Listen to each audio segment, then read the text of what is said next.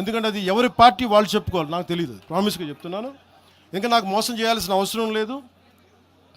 అలాగే భారతీయ జనతా పార్టీ నాయకులు కలిసి వస్తారో కూడా లేదో కూడా నాకు తెలియదు. ఎందుకంటే మొన్న ఈ మధ్యన రామచంద్రరావు గారు కూడా మాట్లాడింది, జిహెచ్ఎంసీ ఎన్నికల్లో భారతీయ జనతా పార్టీ ఒంటరిగానే పోద్ది, జనసేనకి సంబంధం లేదని చెప్పినప్పుడు నేను మా నాయకులు కూడా ఫ్రీడమ్ ఇస్తాను, మీరు సొంతంగా పోటీ చేసుకుని నేను చెప్తాను.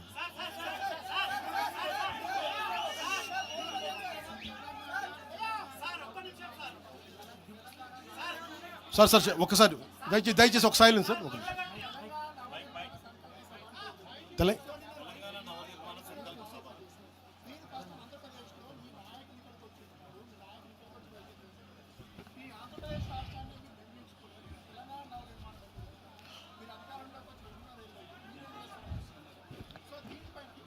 ఈ భావం అలాగా సార్, ఒకటి చెప్తున్నా, ఈ భావం పవన్ కళ్యాణ్ పెట్టింది కాదండి, తెలంగాణలో మా నాయకులు పెట్టింది. పునర్నిర్మాణం వాళ్ళు కోరుకుంది, నేను ప్రతిపాదించింది కాదండి. నేను భారతదేశం బాగుండాలని కోరుకునేవాడిని, దాంట్లో ఆంధ్రప్రదేశ్ కానీ తెలంగాణ కానీ అంతర్భాగం తప్ప, నేను భారతదేశాన్ని యూనిట్గా చూసాను తప్ప. ఇప్పుడు మీరు భారతీయ జనతా పార్టీ ఉంది తెలంగాణలో, వాళ్ళు they will have a particular vision for particular framework for Telangana. Same Bharatiya Janata Party will have a framework for Andhra. Same Bharatiya Janata Party will have a framework for Karnataka and Tamil Nadu. Local leadership తీసుకుంటుంది. పునర్నిర్మాణం మా నాయకులు మాట్లాడుకొని వాళ్ళు పేరు పెట్టింది, నన్ను మాట్లాడమన్నారు, నేను దానికి వచ్చాను. నేను దానికి అంతేగాని కూర్చోబెట్టి పునర్నిర్మాణం కూర్చోబెట్టి నేను ఆలోచించేది కాదు, మా నాయకులు ఆలోచిస్తారు, వాళ్ళు చేసుకుంటారు. తెలంగాణ భవిష్యత్తును మా తెలంగాణ నాయకులు నిర్మించుకుంటారు, నేను నిర్మించను. వాళ్ళు చెప్పిన దాన్ని నేను మద్దతు చెప్తాను అంత.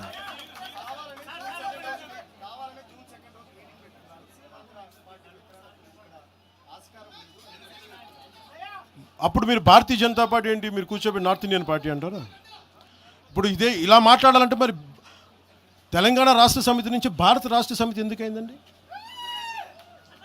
అంటే ఒక భావం నాయకుడు లోపలికి వెళ్ళే కొద్దీ భారతదేశం తాలూకు ప్రాముఖ్యత తెలుస్తుంది. ఒకళ్ళు ఒక ప్రాంతానికి పరిమితం వాళ్ళు లేదు కదా. ఆ రోజు స్వాగతించాం కదా.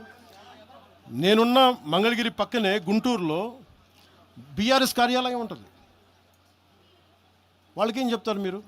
భారతీయ జనతా పార్టీకి ఏం చెప్తారు? కాంగ్రెస్ పార్టీ అలాంటప్పుడు ఉత్తరాదిలో పుట్టిన పార్టీ, దక్షిణాదిలో ఏం పని మీరు అడగచ్చా? రూల్ అందరికీ అప్లై అవుద్ది కదా, నా ఒకడికేనా రూలు? సిపిఐ సిపిఎం ఎక్కడో జర్మనీలో ఉన్న కార్ల్ మార్క్స్ చేసింది, మీకు ఆ భారతదేశంలో ఏం పనండి, మీరు ఏం చెప్తారు సమాధానం దానికి? సిపిఐ సిపిఎం ఇక్కడ సంబంధం లేదు, మీరు ఎక్కడో కూర్చోబెట్టి రష్యా నుంచి ఇంపోర్ట్ చేసుకున్న ఐడియాలజీని మాట్లాడితే ఎలా కుదురుతుందండి? సో ఏ పార్టీ కూడా మీరు ఆ ప్రశ్నించలేరు. ఆల్గిట్ sir, national media will let me address it separately, sir. Let me address it separately. Just give me 15 minutes. I think sir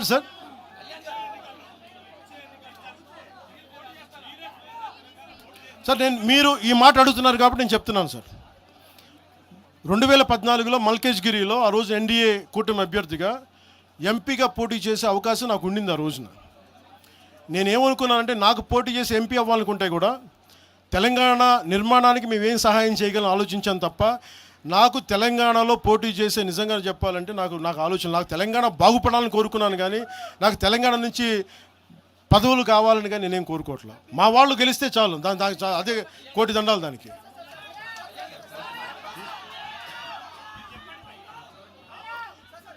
I'll take a last question, sir. I'll speak to you. చెప్పండి sir. Say it again.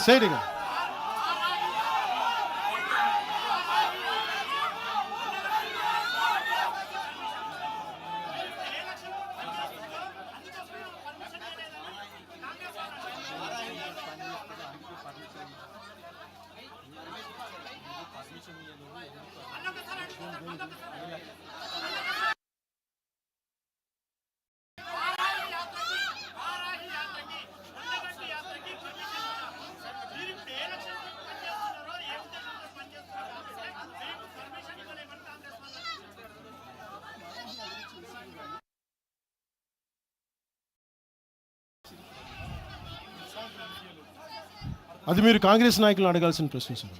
వాళ్ళు ఎందుకు permission ఇవ్వలేదు మీరు వాళ్ళని అడగండి. అది మీరు senior జర్నలిస్టులు, మీకు అనుభవం ఉన్నది. మీరు ఎందుకు పని చేయట్లేదో మీరు ఒక అనాలిసిస్ మీరు చేయండి, మేము దానికి సమాధానం చెప్తాం.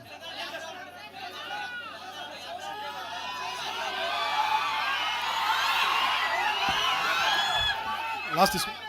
సో మీ అందరికీ మరోమారు ధన్యవాదాలు తెలుపుకుంటూ 13వ సంవత్సరంలో అడుగు పెడుతున్న మన తెలంగాణకి, తెలంగాణ యువతకి, తెలంగాణ ప్రజానీకానికి, 4 కోట్ల ప్రజలకి ధన్యవాదాలు తెలుపుకుంటూ జై తెలంగాణ, జై హింద్.